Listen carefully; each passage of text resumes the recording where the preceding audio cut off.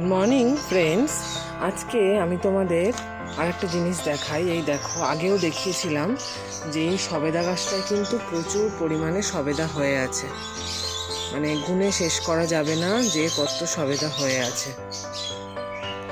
ঠিক আছে। কিন্তু তার মধ্যেও দেখো আরেকটা জিনিস দেখাই। এই দেখো, গাছে নতুন করে কিন্তু আবার ফুল আসতে শুরু করেছে। প্রত্যেকটা ডালে ডালে কিন্তু নতুন করে আমার ফুল আসতে আবার শুরু করেছে। এই যে,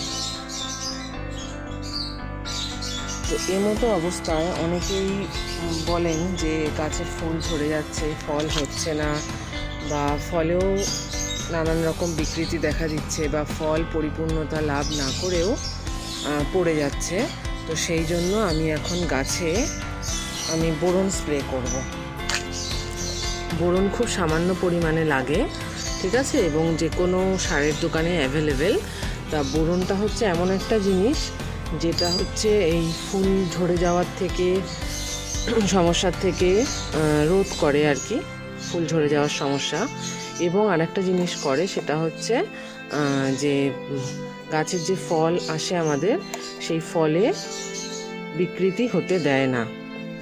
এবং বোরন কিন্তু খুব সামান্য পরিমাণে লাগে, মোটামুটি 1 লিটার জলে কিন্তু 2 গ্রাম নিলে কিন্তু যথেষ্ট। আর এই বোরনটা কিন্তু স্প্রে করতে হয় রোদ ওঠার আগে, ভোরের দিকে স্প্রে করতে হয়। আমি এই বোরনটা ভালো করে ঝাঁকি নিয়ে আমার এই সবেদা গাছটাতে স্প্রে করব, আর এই তরমুজ গাছটাতে স্প্রে করব। তরমুজ গাছটাতে কেন স্প্রে করব দেখাচ্ছি বন্ধুরা। দেখো, এই আমার কিন্তু এই দেখো টবে লাগানো, ঠিক আছে। তরমুজ খেয়ে বীজ ফেলেছিলাম, সেখান থেকে গাছ হয়েছে, তো সেগুলো আমার কিন্তু 8 ইঞ্চির টবে লাগানো, খুব বড় টবেও না। কিন্তু তোমাদের দেখাই, দেখো আমার তরমুজের কিন্তু ডালে ডালে কিন্তু ফুল আসতে শুরু করেছে, ঠিক আছে। এবার এই ফুল ঝরে যাওয়াও কিন্তু মাইক্রোনিউট্রিয়েন্টসের অভাবে এবং বোরনের অভাবে হয়, এবং ফলে পরিণত হয় না। তাই আমি এই তরমুজ গাছটাতেও ধরো আজকে বোরন স্প্রে করছি, আবার 5 থেকে 6 দিন পরে একবার মাইক্রোনিউট্রিয়েন্ট স্প্রে করব।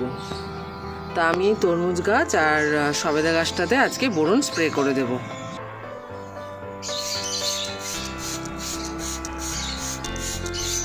বোরন খুব সামান্য পরিমাণে লাগে, এটাও এক ধরনের নিউট্রিয়েন্ট যেটা ফলের বিকৃতি হতে দেয় না, ফুল থেকে ফল হতে সাহায্য করে। এবং এই বোরনটা স্প্রে করে কিন্তু পুরো গাছটা আমাকে কিন্তু প্রায় স্নান করিয়ে দিতে হবে।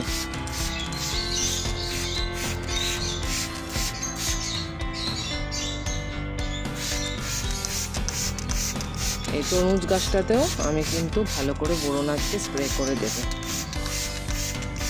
রোদ নেই আকাশে, এবং রোদ থাকা অবস্থাতে বোরন কিন্তু স্প্রে করা যাবে না।